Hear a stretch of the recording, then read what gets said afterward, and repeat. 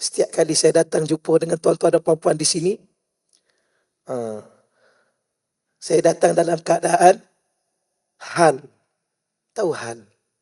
Hal ni ialah sesuatu yang kita bicara dengan dalaman. Mana-mana bila mana dalaman kita berada dalam keadaan sedemikian, maka inilah yang akan kita curahkan kepada seseorang yang sedang mendengar.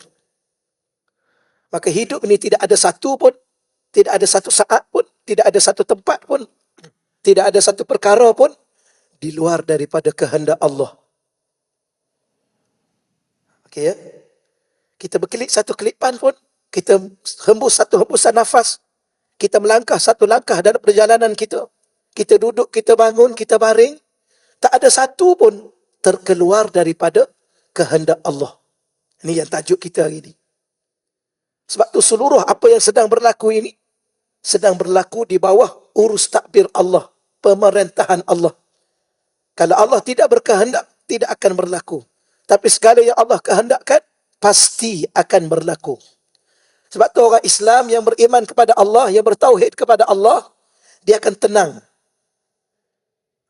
Cuma kalau sepatutnya melakukan sesuatu yang dia patut lakukan, usaha, ikhtiar, maka usaha dan ikhtiar. Selebihnya, menunggu segala kehendak Allah Subhanahu wa ta'ala. Okey. Jadi, saya ulang lagi sekali. Tiada yang berlaku dalam kerajaan Allah. Baik, nak tekankan sedikit. Kerajaan Allah ni, dia bukan di dunia semata-mata. Dunia dan akhiratnya. Bahkan disebut dalam satu ayat, lahu mulkus samawati wal ard. Milik Allah. Di bawah urus takbir Allah. Seluruh kerajaan 7 petala langit, seluruh kerajaan 7 petala bumi. Yang kita faham, kerajaan ni kat bumi aja. Tidak. 7 petala langit itu, setiap langit-langit itu ada kerajaan-kerajaan. Bumi ini, 7 petala bumi ini, ada kerajaan-kerajaan yang dimiliki oleh Allah Subhanahu wa ta'ala. Dan kita ni, salah satu daripada kehidupan manusia yang masing-masing ada kerajaan, tetapi tidak terlepas daripada kerajaan Allah Subhanahu wa ta'ala. Minta maaflah sedikit saya sentuh. Sebab tu kalau Allah beri kepada kita suatu hari nanti mentadbir sebuah kerajaan, jangan pernah lupa bersyukur kepada Allah kerana Dia yang memberi. Kerana Dia yang mengizinkan. Sampai bila? Sampai kepada satu waktu yang Allah bila-bila masa boleh menukar, menarik, menghentikan ataupun mematikan kita. Okey ya? Okey lah tu. Setakat tu dahulu sahaja. Okey, selesai. Kita baca sedikit syarah dia. Syarah dia ya. Angka yang ke-25 tu. Diulang balik dia punya teks dia. Kemudian wajib ke atasnya, ke atas mukallaf, juga untuk menyifatkan Tuhan dengan sifat iradah, sifat kehendak. Iaitu suatu sifat yang qadim lagi azali. Jadi sifat iradah Allah ini, mesti kita kembali kepada yang sebelum ni. Apa sebelum ni? Allah tu wujud. Bagaimana wujud Allah? Wujud yang kidam. Wujud yang sedia kala. Ataupun juga boleh disebut wujud yang qadim. Ataupun wujud yang kidam. Apa makna wujud yang kidam? Wujud yang sedia kala. Bila mana Allah itu wujud, Allah bersifat dengan kehendak. Bagaimana sifat kehendak Allah? Sifat kehendak Allah juga adalah kidam. Ataupun sedia kala. Macam tuan-tuan dan puan-puan, kita ni ada kehendak tak? Ada ya? Apa kehendak kita? Banyaklah ya. Tak apa, saya tanya, saya jawab. Jangan risau. Apa kehendak kita? Banyak. Dan kadang-kadang kehendak kita baru aja. Baru berkehendak. Betul ya? Saya bawa satu contoh. Sebelum kahwin, kehendak nak kahwin kan? Kehendak nak cucu. Kahwin pun belum, nak cucu. Ini masalah. Jadi, sebelum kahwin, kehendak nak kahwin. Selepas kahwin, kehendak nak anak. Lepas dapat anak, baru kehendak nak cucu. Ya ke? Ke nak menantu dulu? Apa maksud? Kehendak kita ni, baru ada kehendak. Sebelum ni ada tak kehendak? Tak ada. Kehendak Allah tidak. Contoh berlaku di Turki tu, gempa bumi. Adakah baru Allah berkehendak? Tidak. Sudah sedia kala. Macam kita keluar daripada rumah, terlanggar sedikit, ya, terlanggar tiang. Itu dalam kehendak Allah. Bila? Sejak azali. Okey. Macam Allah sekarang ni, dia mencipta kita ni. Dalam kehendak Allah. Sejak bila? Sejak azali. Jadi, bila mana kita faham yang ni, setiap benda yang berlaku pada diri kita, itu kehendak Allah. Maka terus kembali kepada Allah.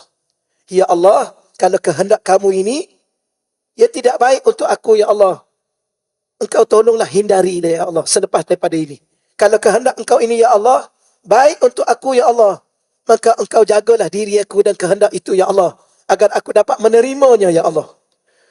Masalah sekarang, saya dengan tuan-tuan dan puan-puan, gagal dalam berinteraksi dengan kehendak Allah.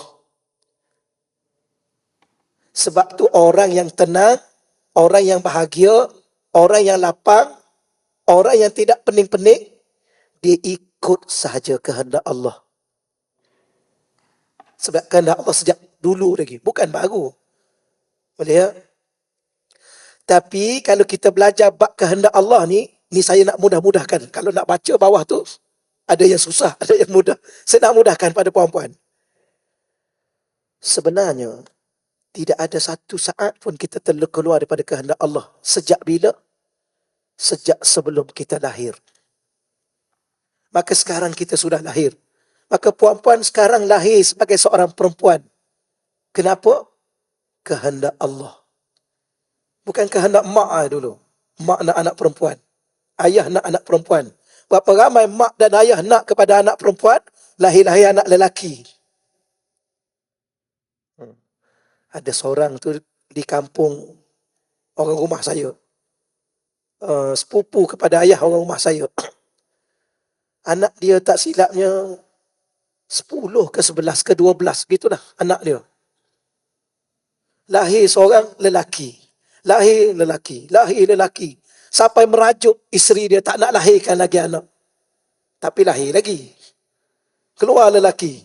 Sehingga dia kata apa? Kalau keluar yang ke-8 ke, yang ke-7 ke, yang ke-9 ke, kalau keluar perempuan, dia tak nak lahir dah. Takut lepas tu jadi lelaki balik, kata dia. Tapi sampai ke-10 ke sampai ke-11 yang lelaki. Ada seorang perempuan. Tapi bagus juga tak? Semua hero. Apa maksudnya? Kehendak Allah. Kalau kita pening, kalau kita serabut, kalau kita kecewa, itu je juga yang berlaku pun. Sebab tu saya nak sebut begini, tuan-tuan dan puan-puan. Hidup atas muka dunia ni, bila mana Allah tentukan sesuatu dengan kehendaknya, sama ada kita suka atau kita tak suka, kehendak itu tetap akan berjalan. Macam perempuan suka tak jadi orang perempuan? Suka tak perempuan jadi orang perempuan? Suka tak? Suka? Suka ke tak suka, perempuan tetap perempuan. Itu maksud saya. Jangan, macam ni. Ke tuan-tuan pernah dengar ni dah soalan pertama orang tanya. Sepanjang hidup saya, Ustaz, mana ada orang tanya suka tak suka jadi perempuan? Ni orang lelaki ni, tuan-tuan ni. Tuan-tuan terima tak jadi lelaki? Terima ke tak terima? Lelakilah kita. Pergilah kat mana pun. Buatlah macam mana pun. Simpan apa? Simpan rambut panjang. Kemudian pakai apa? Pakai baju kurung. Itu apa tu? Lelakilah juga. Cumanya tambah sotong aja. Lelaki lembut. Dia tak jadi perempuan. Kerana apa? Itulah kehendak Allah. Okey. Tak ada pondan. Mana ada pondan? Khunsa ada. Kalau khunsa ada. Pondan tak ada. Pondan tu daripada mana? Tak ada, tak ada. Maknya. Maknya. Maknya. Pun bukan mak. Baik nama dia paknya. Lagi bagus. Tak. Boleh faham insyaAllah ya. Suka ke tak suka. Terima ke tak terima. Redha ke tak redha. Ketentuan Allah, kehendak Allah. Dia berjalan. Kalau kita redha, Allah redha dengan kita. Kalau kita suka, Allah suka dengan kita. Tapi kalau kita tak suka, ketentuan Allah, kehendak Allah, kita tetap akan melalui kehendak itu, tapi Allah murka kepada kita. Okey, boleh insyaAllah.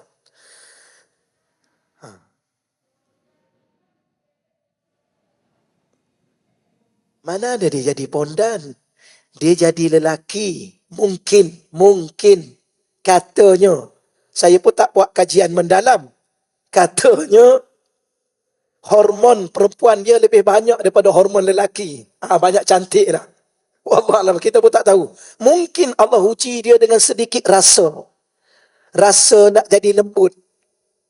Mungkin Allah uji dia. Dia rasa diri dia ni, dari segi fizikalnya, dari segi perasaannya, cenderung kepada perempuan. Mungkin itu ujian pada diri dia. Maka dia kena lawan. Kerana ujian itu bercanggah dengan fitrah manusia yang normal. Kalau kita dapat anak yang macam tu, doalah kepada Allah sebanyak mungkin dan beri bantuan kepada dia, bagi sokongan pada dia. Jangan hina dia, jangan pelekeh dia, jangan provok apa-apa pada dia. Kadang-kadang kawan saya ada kawan-kawan. Ya, kawan-kawan yang lembut. Kadang-kadang kita cakap apa ya? Ni masa budak-budak dulu, masa remaja dulu. Kalau engkau lembut, aku sepak engkau. Dia mau jadi. Alhamdulillah sekarang ni jadi lelaki. Kau rasa 7 ke 8 anak dia. Banyak pada kita anak dia pula. Maknanya apa? Kita berkawan kena bagi sokongan pada dia. Jangan kita bantu dia. You nak jadi lembut ya? Nanti I hadiah you baju kurung. Habis. Habis. You nak jadi perempuan ya? I rasa you ni lebih elok jadi perempuan lah. Nanti I beli anting-anting kat you pakai. Rasa cantik. Jangan. Dan kita mak dengan ayah ni kena bagi sokongan. Tapi kita jangan hina sebenarnya. Mungkin itu ujian Allah kepada dia. Kalau Allah uji kita, subhanallah, wal-iyazubillah, kita pun minta jauh. Saya ada seorang kawan, saya cerita kan? Tak cerita. Ke tempat lain.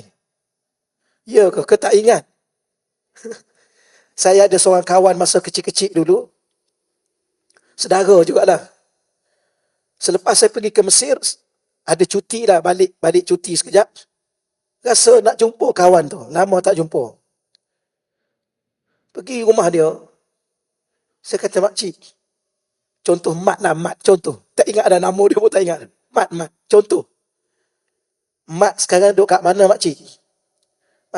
Mak dia kata gini lah, Bakri. Dia kata nanti sekejap. Makcik masuk dalam sekejap. Makcik nak ambil album.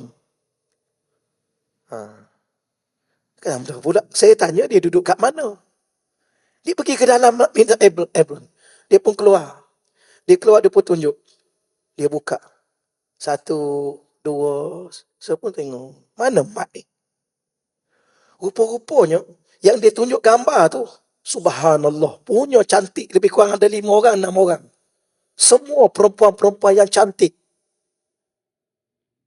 Saya dalam hati saya, cantiknya dia ni. Ya kan? Dalam hati ni. Tapi taklah cakap kat mak dia, malu lah kita. Kita pun diam. Cantik juga dia ni. Dia pun kata, Bakri, cuba awak tengok yang mana yang paling cantik. Saya kata tengok, yang ni. Itulah Mat.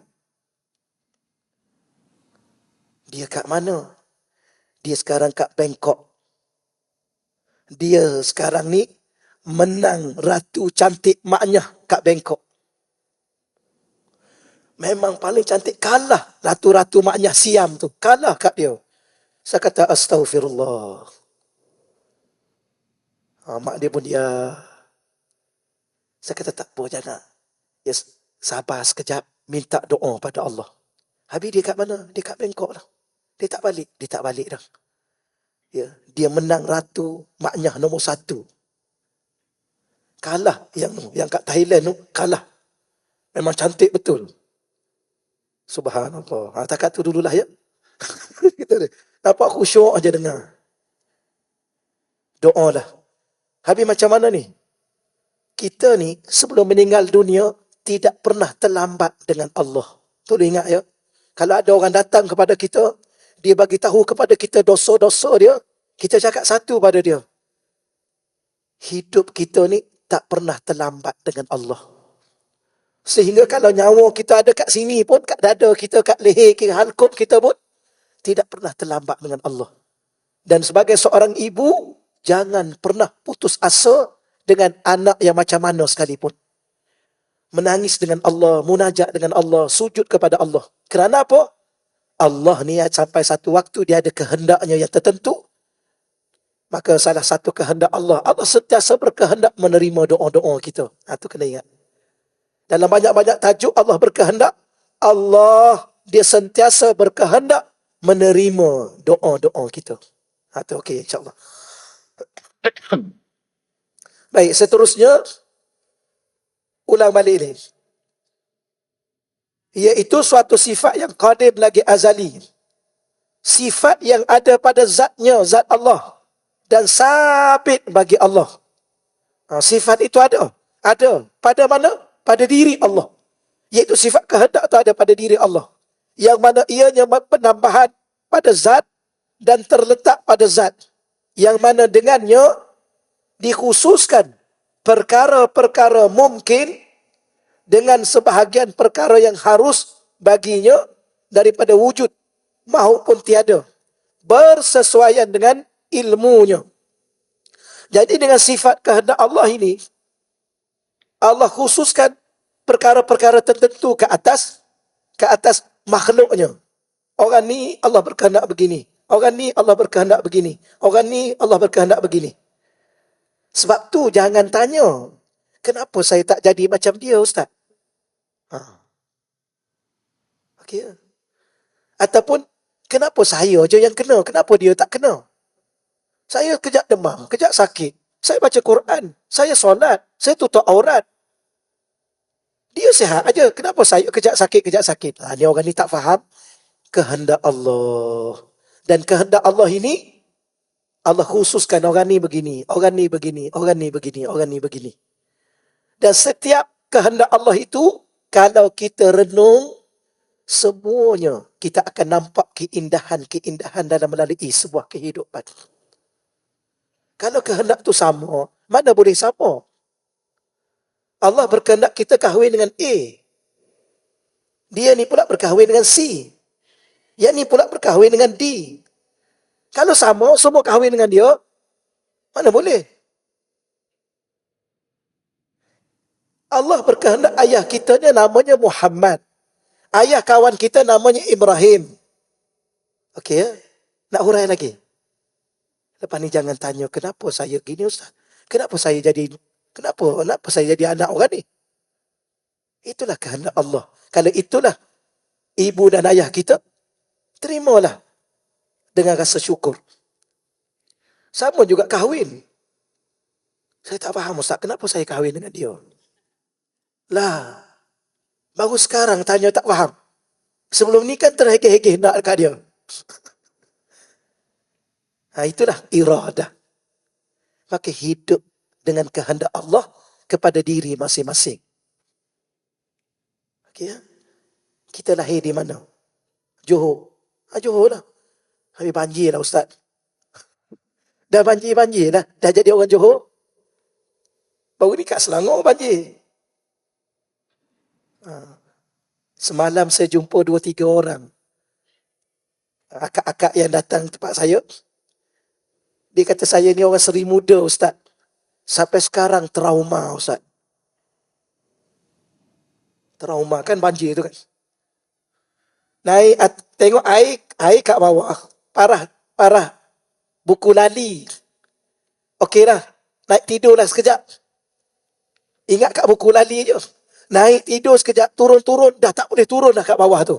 Dah alhamdulillah. Trauma. Ada seorang tu telefon. Tolonglah kami. 3 hari tak makan. 3 hari 3 malam tak makan. Sampai sekarang trauma. Tapi itulah keadaan kehendak Allah. Apakah selepas itu? Allah sedang menyiapkan satu kehidupan yang indah untuk kita dengan dia. Di mana? Di akhirat. Kat mana? Dalam syurga. Maka apa yang kita lalui hari ini, terima je lah. Tenangkan hati. Boleh ya? Kita tenang juga. Lepas tu kadang-kadang minta maaf lah. Saya kadang-kadang nak cakap tapi takut terasa kan. Kadang-kadang kita tengok dalam scroll TikTok kan. TikTok scroll. Keluarlah orang. Apa orangnya? Nak cakap pun susah kan. Kita ni kalau nak bercerai sangat, bercerai je lah. Tak payah cakap kat orang. Buat malu je. Dekat tu dululah ya. Satu dunia kita cakap kat orang kita nak bercerai. Bercerai itu buruk keadaannya. Dibenci oleh Allah. Orang tak suka. Sebab tu saya kadang-kadang minta maaf. Kalau saya mengajar, ada orang telefon, orang mesej nak bercerai. Apa pandangan Ustaz? Saya ni situasi saya begini. Saya kata saya tak nak dengar apa situasi itu. Semua orang ada situasi yang berbeza-beza. Bahkan lebih teruk dan dahsyat daripada kita. Habis macam mana Ustaz? Pertahankan apa yang ada. Saya dah tak boleh bertahan Ustaz. Kalau dah tak boleh, jangan tanya kita. Pandai-pandai je lah. Betul. Betul. Kalau dah tak boleh bertahan, tak payah cerita kat orang. Jangan duk sibuk buat live sana, buat live sini. Kadang-kadang pemberita ni tolonglah. Tak payahlah ambil cerita-cerita yang kurang-kurang elok. Biarkan dia dengan hidup dia. Mungkin ada kehidupan yang lebih baik untuk dia dunia dan akhirat dia. Tak payahlah kita duk sebar-sebar berita dia nak bercerai lah, dia nak itulah, dia nak ini. Itu kehidupan dia. Kadang-kadang kita yang duk ambil gambar tu pun, kita pun tak tahu macam mana hidup kita selepas ni. Lebih dahsyat tak tahu. Tapi kita suka sangat sebarkan buruk orang. Kan? Minta maaf ya segala pemberita tu. Janganlah duk cari buruk orang sebar. Kenapa? Nak sensasi. Suatu hari nanti tak kena gaya. Allah datangkan ujian yang lebih dahsyat kepada diri kita. Di mana kita nak letak muka kita ketika itu. Itu puan-puan kalau ada masalah, macam kita mak dengan ayah, anak-anak datang mengadu, kita bincang dengan elok-elok. Pertahankan apa yang sedia ada. Kerana yang akan datang belum tentu baik. Betul ya? Siapa boleh jamin yang akan datang lebih baik? Belum tentu juga. Habis kalau ada yang ada ni tak baik, pandai-pandailah. Betul ya? Pandai-pandai macam mana pula? Pandai-pandailah, takkan tak pandai. Saya cakap begini. Hidup ni kalau tak pandai, tiru. Hidup ni kalau tak pandai, tiru. Ke meniru pun tak pandai. Tiru apa? Tiru orang yang baik-baik. Tiru orang yang soleh-soleh. Tiru para nabi, para rasul, para sahabat. Kita orang perempuan, tiru siapa? Tiru Sayyidah Aisyah. Sayyidah Aisyah dia kan, saya tahu, saya baca cerita dia Ustaz. Dia pun cemburu juga. Kan saya dah sebut sebelum ni, cemburu tu bagus. Cemburu tu bagus. Dan tidak dinamakan orang perempuan kalau tidak cemburu. Tapi saya cemburu, saya kuat Ustaz. Lagi kuat, lagi bagus. Betul. Saya belajar. Siapa yang paling cemburu? Allah. Maknanya kalau kita bersifat cemburu, kita meniru sifat Allah. Allah cemburu dengan hamba-hambanya yang ada dalam hatinya selain Allah. Allah cemburu kepada hamba-hambanya yang dalam hatinya bergantung kepada selain Allah. Allah cemburu kepada hamba-hambanya yang mensyirikkannya, yang menduakannya dengan selain dia. Itu Allah. Sebab tu Allah marah sangat. Siapa yang taat kepada selain dia, taat pada nafsu, taat pada syaitan, taat pada manusia-manusia yang jahat, Allah cemburu. Maka sebab tu syekh saya dia ajar, kalau isteri kamu cemburu, bagus. Cakap pada dia, cemburu kuat lagi. Kerana cemburu itu tanda kasih. Cemburu itu tanda sayang. Tapi bila mana cemburu itu tanda kasih dan sayang, jangan menyusahkan pasangan kita. Cemburu bila? Di saat pasangan kita melakukan benda yang haram. Okey. Ni tajuk apa pula ni? Hidup dengan kehendak Allah. Minta maaf ya. Saya ni sebenarnya bila mana kita baca, saya baca, kemudian saya tanda ni, tengok ni. Saya tanda, saya tulis sini. Saya takut apa? Saya takut masa saya baca, saya mengajar, saya takut saya terkeluar kata-kata yang mengguriskan perasaan sesiapa. Lepas tu kadang-kadang saya nak cakap, tapi saya tulis. Ni nak cakap ni. Tapi saya minta maaf ya, takut terasa.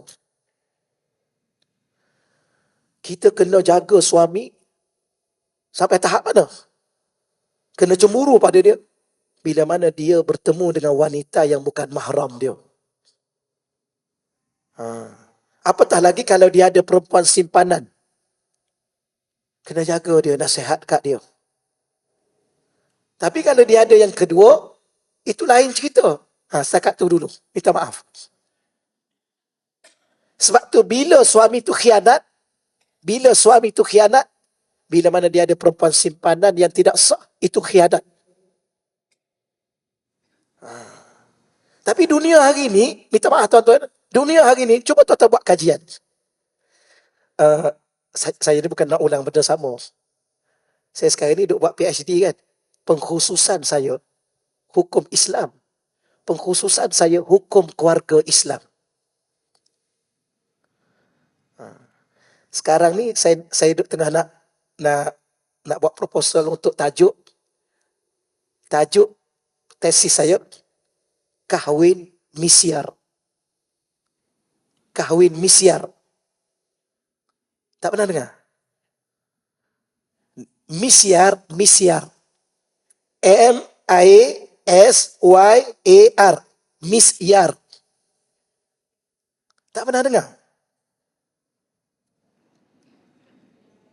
Misyar. Ya. Kahwin muda. Bukan kahwin muda. Bukan kahwin kontrak. Sebab tu saya nak bagi tahu, dalam kajian saya ni, antara ni duduk tengah kumpul bahan, di luar sana macam-macam cerita. Lepas tu akhir-akhir ni banyak saya tekan. Kalau jiwa tak kuat, kita pun tak tahu apa benda berlaku di luar sana. Kalau di Indonesia dinamakan antaranya kahwin sirri. Tu pernah dengar? Kahwin sirri. Apa makna kahwin sirri? Kahwin senyap-senyap. Sembunyi-sembunyi. Kerana di Indonesia, pegawai-pegawai kerajaan tidak dibenarkan kahwin dua. Kalau kahwin dua, akan dibuang kerja. Pensyarah ke dia? Pegawai apa pun, kalau dia didapati kahwin satu lagi, tanpa kebenaran isteri, dia akan dibuang kerja. Tak apalah. Nak bagi tahunya. Di luar sana ada kelompok, mereka membenarkan suami mereka memiliki perempuan simpanan, tapi jangan kahwin. Satu je syarat. Ada perempuan 1, 2, 3 tak apa. Tapi jangan kahwin. Kerana air satu-satunya. Dia sanggup suami dia bergelumang dengan dosa, janji dia puas. Dia seorang saja isteri. Itu khianat. Maknanya kalau seorang suami yang ada perempuan simpanan tanpa kahwin, kerana nak jaga isteri dia, sebenarnya dia sedang mengkhianati isteri dia.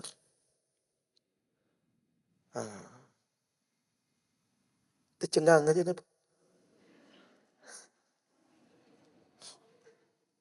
Ada.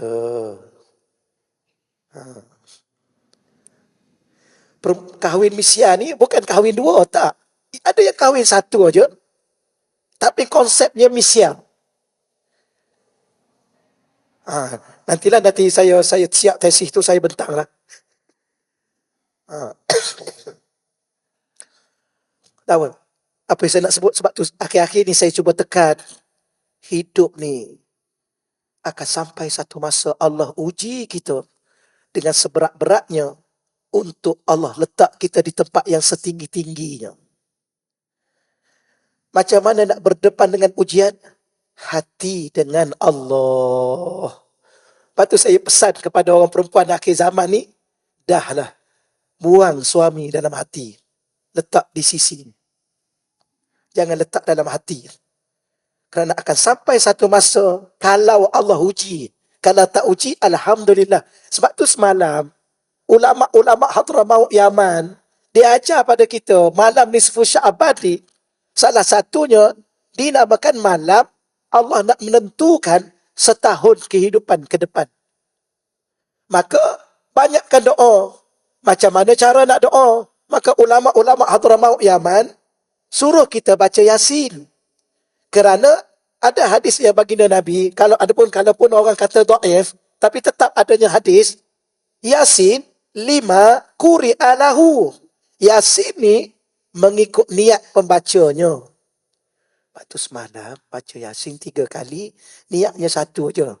Ya Allah, jangan bagi suami aku kahwin satu lagi. Tapi kita di saat Allah bagi peluang, kita tak baca. Di saat Allah bagi peluang, kita niat yang lain. Lepas tu, semalam saya baca untuk pelajar saya lah. Okey, sampai sini tolong niat. Niat benda yang paling kita nak dalam hidup dunia dan akhirat kita. Panjang umur. Syurga Firdaus. Itu aja. Ada seorang awliya ni, wali Allah ni, dia kata, Ya Allah, aku tolong masukkan aku ke syurga. Tapi sebenarnya, Ya Allah, aku bukan nak masuk syurga. Tapi oleh kerana engkau janjikan kepada aku di dalam syurga itu, aku dapat menatap wajahmu, Ya Allah. Sebab itu aku nak masuk syurga. Apa maksudnya? Ya Allah, aku niat aku yang paling utama, aku nak tengok wajahmu di dalam syurga. Dua-dua dapat. Allah dapat dilihat, syurga dapat masuk. Sebab tu ada orang dia cerdik. Dia letak, Ya Allah, aku nak tengok wajahmu, Ya Allah. Sudah tentu dalam syurga. Mana ada dalam neraka? Tapi puan-puan semalam apa minta apa? Panjang umur. Semalam. Kita tak doa apa-apa. Bukan wajib. Tak doa pun tak apa. Tapi semalam ulama kata, Lailatul Ijabah. Malam pengabulan doa. Doa je lah. Minta apa semalam?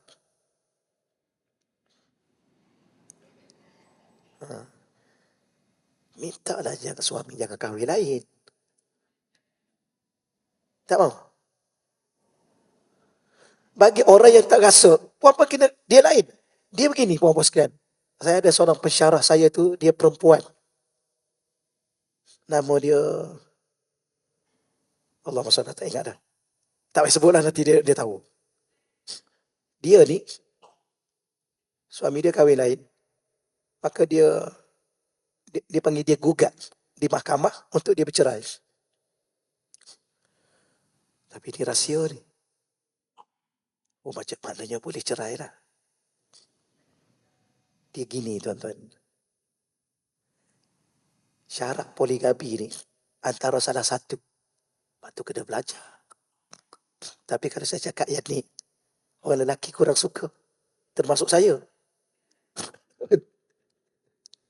Syarat poligami ni salah satunya dia panggil, jangan ada darar syar'i.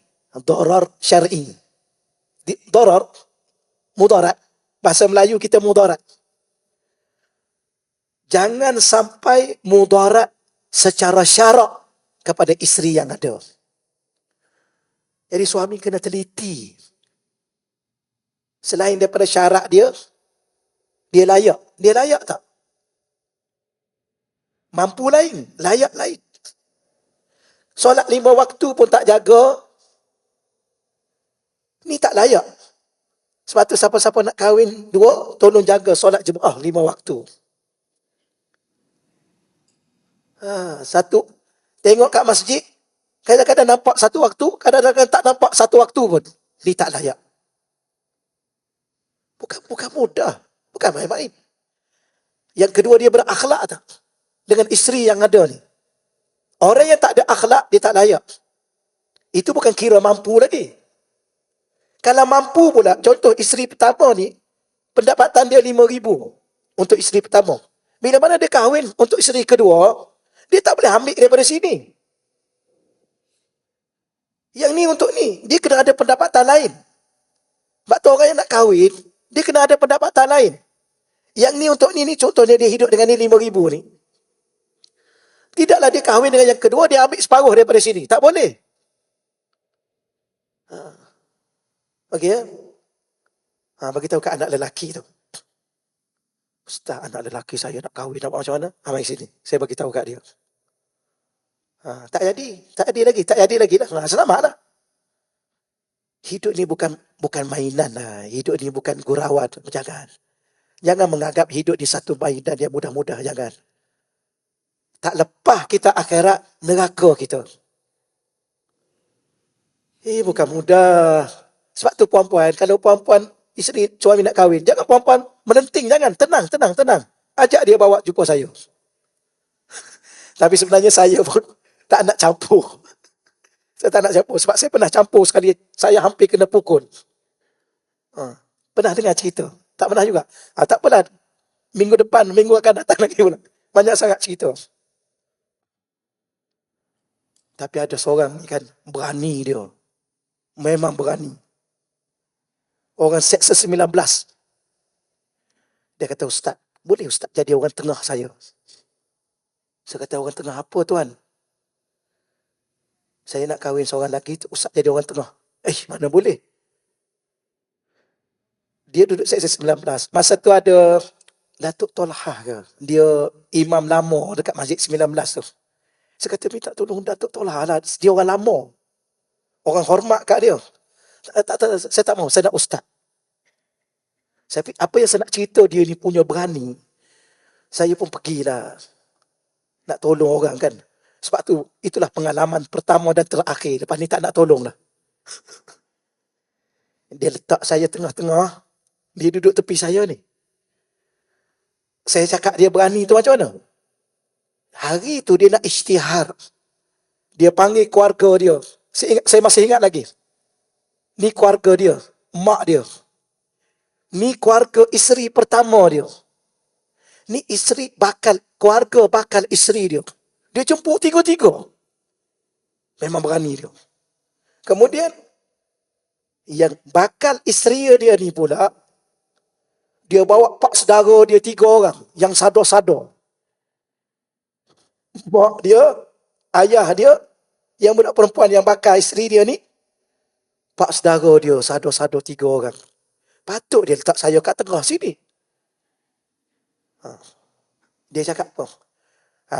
Tapi dia tak perkenal saya. Dia kata, Ustaz duduk diam saja. Saya tak perkenal apa-apa. Ustaz duduk aja. Kalau ada apa-apa, baru Ustaz cakap. Dia pun cakap, saya pada hari ini, nama sekian-sekian-sekian, saya nak cakap pada keluarga mak saya, ni keluarga isteri saya nak kahwin dengan ni. Ni keluarga bakal isteri saya. Dia isytihar 3-3 tu. Setakat tu dulu cerita dia, bersambung ke minggu hadapan.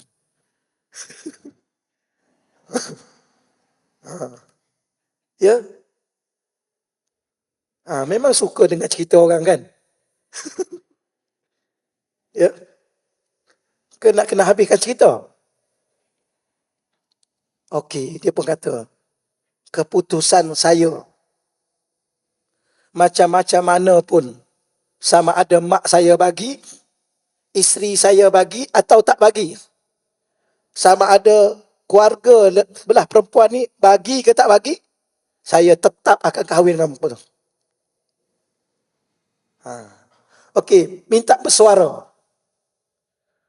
Mak, apa pandangan mak? Memang berani. Memang dia ni berani. Saya kata memang dia ni berani. Mak, apa pandangan mak? Mak dia tunduk. Dia maknanya redha. Ke apa? Okey, isteri. Isteri dia kata, saya macam-macam mana pun saya tak benarkan abang kahwin dengan perempuan tu. Tapi dia cakap dia tadi, awak benar ke awak tak benar? Saya tak kahwin. Depan-depan ni. Ha, keluarga ni. Bangun pak saudara dia. Saya ni anak saudara saya. Kamu kena tahu ni. Ni anak saudara saya. Macam mana saya tak bagi kamu kahwin dengan anak saudara saya ni. Tapi dia kata apa? Dia kata bagi ke tak bagi saya kahwin. Kawan tu bangun nak pukul dia. Memang dia nak pukul. Saya pun kata, sabar tuan, sabar tuan. Kita ni orang Islam tuan ya. Kita selesai cara Islam. Tuan tak bagi, hak tuan. Puan pula tak bagi, itu hak puan. Puan pertahankan hak puan. Dan mak ni pula, mak diam. Harap-harap mak redha lah saya cakap. Yang tuan pula ni. Panjang cerita dia setakat tu lah dulu ya. Penat cerita. Tak ada end. Akhir sekali, dia pun bangun. Tapi orang tadi nak pukul dia. Saya kata, sabar tuan. Orang tadi kata, ni siapa ni? Siapa ni? Barulah dia cakap, ni ustaz saya. Kawan tu pun duduk. Saya rasa kalau saya tak ada, bijak juga rupanya dia ni. Kalau saya tak ada itu memang dia kena pukul. Memang kawan tu nak pukul. 2 kali dia bangun, saya kata sabar tuan, sabar. Ya, saya hormat tuan tak bagi, itu hak tuan. Ya anak saudara tuan, tuan tahu. Tapi sabar sekejap. Ya kita orang Islam. Kita selesai cara Islam lah. Tak bagilah. Akhir sekali dia kata ginilah. Gini. Saya cakap mak saya minta izin buat saya nak kahwin. Isteri saya pun saya nak kahwin. Okey selesai. Belah sini. Tanya perempuan tu. Akhir sekali pak saudara dia tanya. Engkau ni, kau nak kahwin dengan lelaki ni? Perempuan tu pula jawab, yang bakal isteri dia jawab apa? Saya pun macam-macam mana saya nak kahwin dengan dia. Memang berani juga budak perempuan tu. Ni depan-depan ni. Isteri dia pun bangun. Isteri dia kata, kalau abang betul-betul jadi nak kahwin dengan dia, abang tahu tak rumah ni rumah saya. Abang keluar daripada rumah ni. Saya diam je lah, diam. Tengoklah episod-episod yang berlaku kan. Kejap kita tengok. Lelaki tu kata, okey, tak apa. Saya boleh keluar. Memang tekad. Pak saudara dia tanya lagi. Perempuan tadi. Betul kamu nak kahwin? Betul. Pak saudara dia, mak dia, ayah dia, pukul perempuan tu. Pom, pukul. Kawan ni bangun nak tahan. Saya kata, sabar tuan. Kalau tuan pergi memang lunyai tuan, saya kata. Biar dia pukul, itu keluarga dia. Tragedi tak? Ini ni kalau buat drama memang buat office dah. Saya kata sabar. Akhir sekali, okey selesai. Panjang lagi cerita, selesai lah dulu ya. Engkau nak kahwin kan? Okey. Engkau duduk sini, kami semua balik. Keluarga dia tinggalkan budak perempuan tu seorang-seorang, tinggal balik. Kamu jangan ikut kami balik. Kamu dah bukan anak kami dah. Ayah dia cakap, mak dia cakap. Balik ya. Kawan dia pula. Sabar tu. Saya kata sabar. Tengok dulu sabar. Lepas tu, okey, macam mana? Isteri dia, okey, you keluar. I tak nak dah dengan you keluar. Okey, abang kena cari hotel kepada adik ni, biar dia itu. Sebab keluarga dia dah buang dia. Tapi jangan pergi tidur situ pula. Saya cakap, saya gurau dia sebab. Lepas tu saya kata, okeylah, tugas saya dah selesai. Dah selesai. Tolong ingat satu benda, hidup ni dengan Islam. Jangan langgar peraturan Islam, halal dan haram dengan Islam. Itu lurus dengan baik. Dia pun cakap, isteri saya macam mana Ustaz? Biarlah dia sedang marah. Biar dia marah. Kalau dia cakap apa-apa, terimalah je dulu apa yang dia cakap. Dia pun sedih juga. Jangan lawan dia. Okey, dah selesai. Saya nak balik ni. Okey, terima kasih lah Ustaz. Saya berbalik. Itulah cerita dia. Lepas seminggu ke 2 minggu, saya pun mesej kat dia. Macam mana bang? Alhamdulillah Ustaz, dah selesai. Dah jadi. Ha. Mana dia tekak, dia kahwin juga. Allah, itulah kehidupan.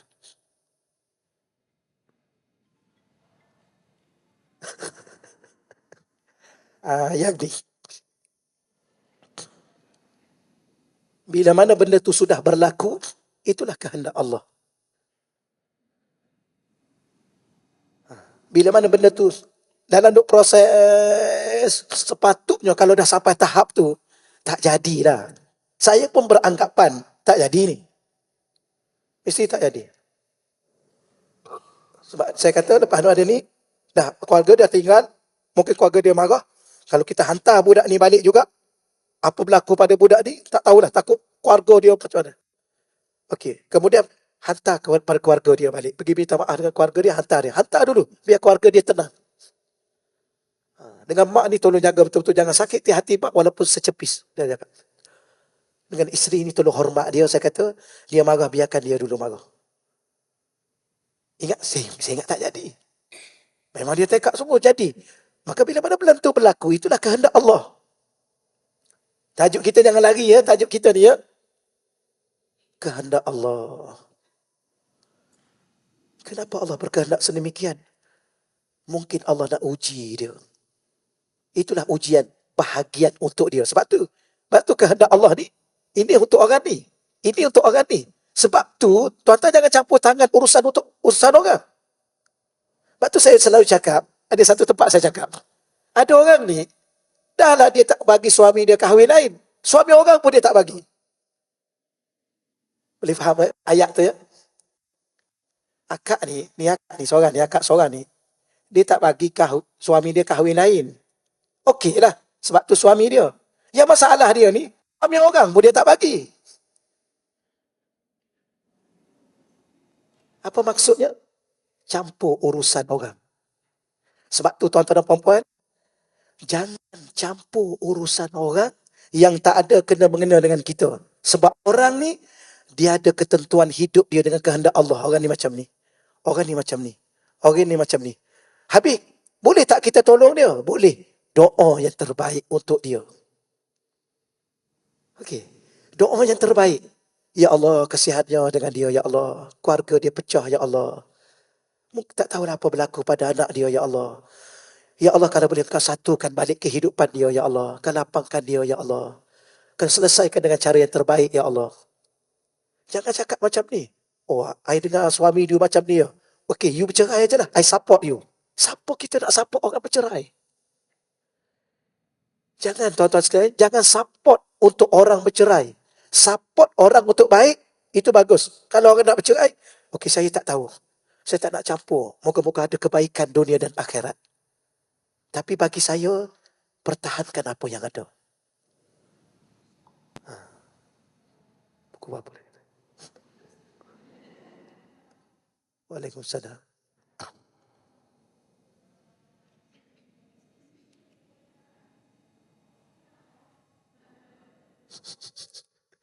Faham.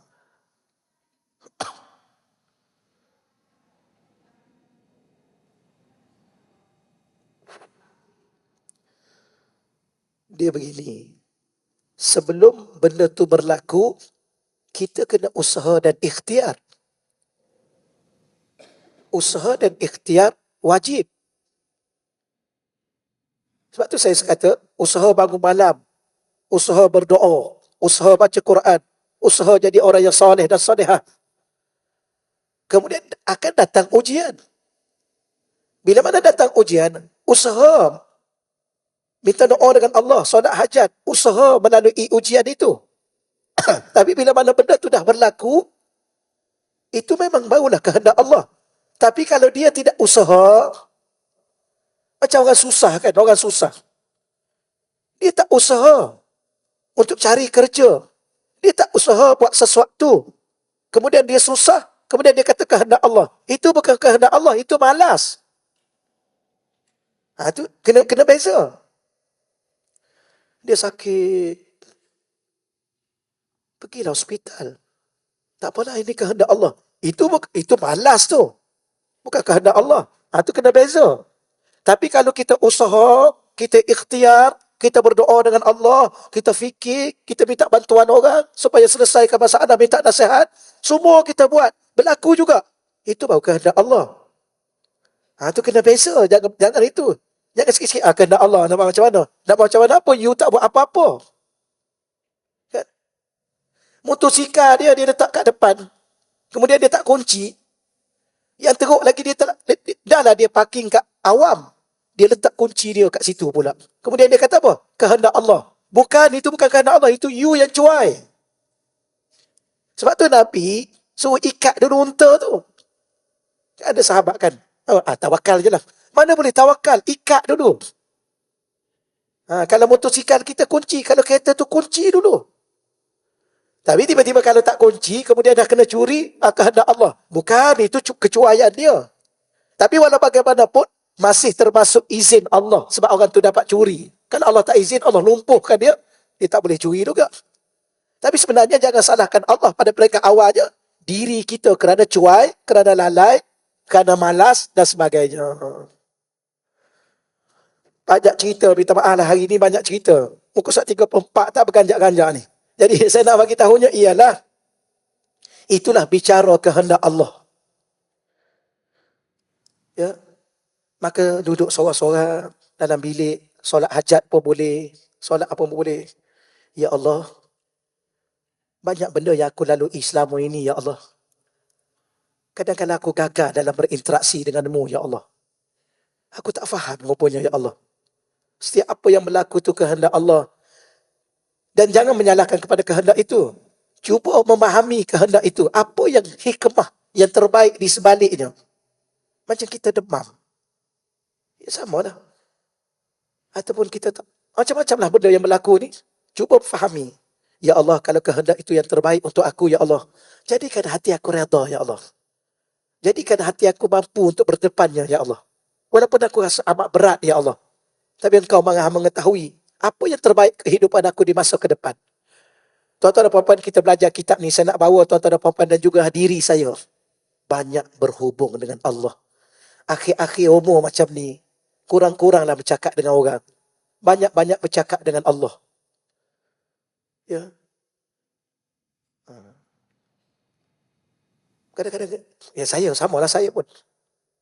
Kadang-kadang datang malas. Malas tu, kalau malas mengumpat tak apa. Ni malas baca Quran. Apa masalah malas baca Quran? Apa masalah? Tak tahu masalah apa itu. Patut tolonglah, ya Allah. Engkau masukkan aku ni, ya Allah, dalam kehendak-Mu. Daripada kalangan orang-orang yang macam wali-wali Allah tu. Allah kehendak pilih dia jadi wali. Engkau masukkan aku salah seorang, ya Allah, yang Engkau berkehendak untuk Engkau pilih menjadi kekasih-kekasih-Mu, ya Allah. Ya Allah, aku tahu, Kau pun tahu, ya Allah, aku tak mampu dalam bab ni, ya Allah. Dalam bab ni, ujian yang ni aku tak mampu, ya Allah. Kita ni, kalau isteri ni diuji dengan suami. Itu memang dah. Sama juga suami diuji dengan isteri. Kalau kita ayah, kita mak, yang menyedihkan kita bila mana diuji dengan anak. Anak yang kita lahirkan, yang kita besarkan, yang kita bagi segala, tiba-tiba dia tengking kita. Macam mana kita nak rasa? Macam mana kita nak buat?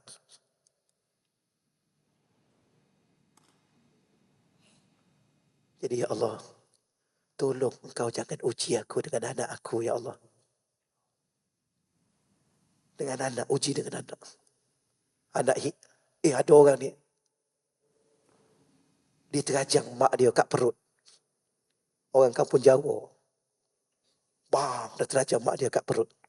Perut yang mengandung dia terajang. Memang dia tak ada, memang dia masalah dah. Tapi nak bagi tahu mak dia macam mana rasa. Subhanallah. Kalau kat Kelantan dulu kan, ingat, tapi dia tak, katanya tak siuman. Dia sembelih ayah dia, Dia ambil kepala, dia buang dalam tandas. Ingat tak? Yang pasal rokok. Dia ni merokok. Tapi pagi-pagi ayah dia keluar, pergi beli makanan, nasi, bungkus. Dalam masa yang sama bawa balik sebungkus rokok. Pagi tu balik, katanya kisahnya, pagi tu balik, anak dia tanya, nasi ada, rokok mana? Ayah dia kata lupa. Oh, dia pun marah. Wallahualam, katanya tak siuman. Wallahualam lah. Gang ayah dia sembelih, buang kepala dalam tandas. Hari ni berapa ramai orang yang meninggal dunia di tangan anak sendiri. Ada? Ya Allah, kau jangan uji aku, ya Allah. Sebab tu orang lelaki di luar sana jangan merokok. Apa cerita pula merokok pula? Ada orang mati di tangan anak kerana sebungkus rokok. Gitulah insyaAllah ya. Tak habis ni tajuk ni. Tajuk tergantung. Dah nak dengar cerita macam-macam. Tak habis lah tajuk dia. Tapi saya tengok riak-riak muka kan. Masa dengar cerita tu lah. Baca-baca kitab. Okey dah lah ya. Okey lah, minta maaf banyak-banyak. Hari ni banyak kekurangan sikit. Suara saya tak okey. Jadi moga-moga Allah bagi saya dengan tuan-tuan dan puan-puan faham insya-Allah. A'udzubillahi minasyaitonirrajim. Bismillahirrahmanirrahim. Wassalatu wassalamu